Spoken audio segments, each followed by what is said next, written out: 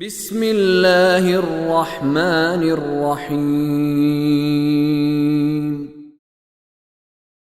فتقبلها ربها بقبول حسن وأنبتها نباتا حسنا وكفلها زكريا كلما دخل عليها زكريا المحراب وجد عندها رزقا قال يا مريم أنى لك هذا قالت هو من عند الله إن الله يرزق من يشاء بغير حساب هنالك دعا زكريا ربه قال رب هب لي من لدنك ذرية طيبة إنك سميع الدعاء كلما دخل عليها زكريا المحراب وجد عندها رزقا جب بھی زکریا مریم پر محراب میں داخل ہوتے تھے، یعنی وہ محراب عبادت میں ہوتی تھی، زکریا جب داخل ہوتے تھے تو کیا ان کے پاس کیا پاتے تھے؟ وجد عندها رزقا، مریم کے پاس رزق موجود پاتے، پھل وغیرہ ہوتے تھے، کھانا وغیرہ ہوتا تھا، اور ہوتا بھی وہ تھا کہ جو بعض اوقات بغیر اس چیز کا، اس پھل کا موسم بھی نہیں ہے کہ جو پھل حضرت مریم کے پاس حضرت زکریا کو دکھائی دے۔ تو یہ جب ایک دفعہ داخل ہوئے اور وہاں دیکھا کہ ایسے پھل ہیں، ایسی چیزیں ہیں کہ جن کا موسم نہیں ہے۔ قال یا مریم انا لک ھذا، زکریا کہنے لگے یا مریم، اے مریم یہ آپ کے پاس کہاں سے آیا؟ کفیل تو میں ہوں، میں نے لا کر دینا ہوتا ہے آپ، تو یہ تو میرے پاس نہیں ہے چیزیں جو آپ کے پاس آئی پڑی۔ انا لک ھذا، کہاں سے آپ کے پاس یہ آیا؟ قالت هو من عند اللہ، مریم نے جواب دیا یہ اللہ کے پاس سے آیا، اللہ کے پاس سے آیا ہے۔ اور دوسرا سوال جو ان کو کرنا تھا اس کا جواب بھی دے دیا گیا، اس کا تو موسم ہی نہیں ہے۔ فرمایا کہ ان اللہ یرزق من یشاء بغیر حساب، بغیر، اللہ جسے چاہتا ہے بغیر حساب کے رزق دیتا ہے۔ اس حساب سے ایک تو ہم عام طور پر یہ لیتے ہیں کہ زیادہ، اور یہاں پہ بے حساب سے کیا مطلب ہے؟ بے موسم، موسموں کا حساب بھی جب دینا ہو تو پھر خدا کے لیے کوئی حساب کتاب، اللہ یہ نہیں کہتا کہ مثلا اس کی اگر مرضی ہو فوری کرنا چاہے تو وہ یہ نہیں کہتا ویٹ کرو موسم آئے گا تو پھر، کیا یہ کہ تمہارا تو موسم ہی گزر گیا، جیسے زکریا بوڑھے تھے اور ان کی زوجہ بھی بوڑھی ہو چکی تھی۔ فرمایا ان اللہ یرزق من یشاء بغیر حساب، یہ جناب مریم کا جملہ ہے جو اللہ تعالیٰ نے قرآن کا جس کو حصہ بنایا کہ یقیناً اللہ جسے چاہتا ہے بغیر حساب کے رزق دیتا ہے۔ اب حضرت زکریا کو زندگی میں یہ تھا کہ ان کا بیٹا نہیں تھا،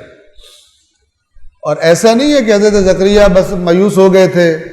اور اب جب حضرت مریم نے کہا تو اب دعا مانگنے چلے گئے، ایسا نہیں ہے، کیونکہ سورہ مریم میں حضرت زکریا کی دعا کا تذکرہ ہے، وہاں پہ دعا یہ مانگی تھی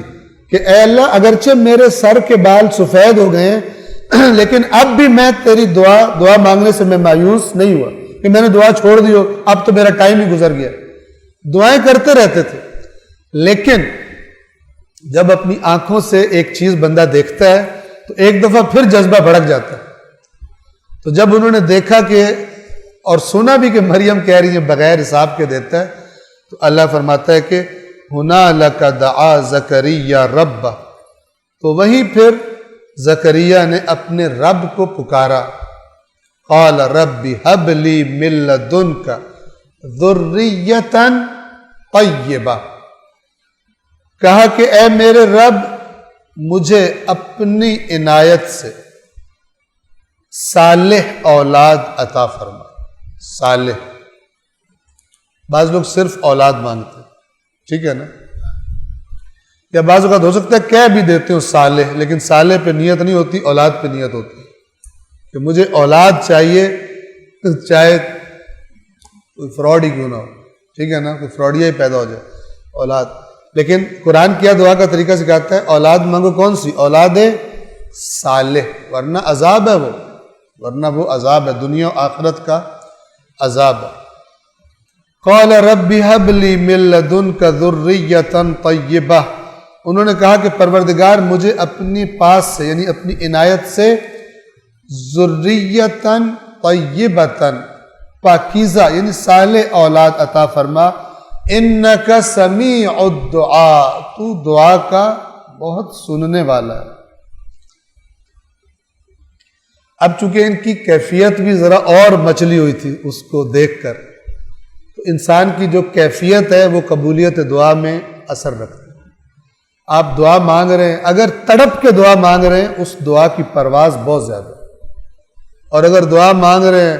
اور توجہ ہی نہیں ہے کہ کیا مانگ رہے ہیں اور کیا ہو رہا ہے، تو اس دعا کی پرواز بھی پھر، بلکہ بعض اوقات میں عرض کیا کرتا ہوں کہ وہ دعا نہیں ہوتی، وہ بے ادبی ہوتی ہے، اللہ کی بے ادبی ہوتی ہے۔ آپ تصور کر سکتے ہیں کہ آپ کے پاس مثلا کوئی عہدہ ہے کوئی، اور ایک بندہ جو بڑا نچلے لیول کا ہے آپ کی نسبت سے دنیاوی طور پر،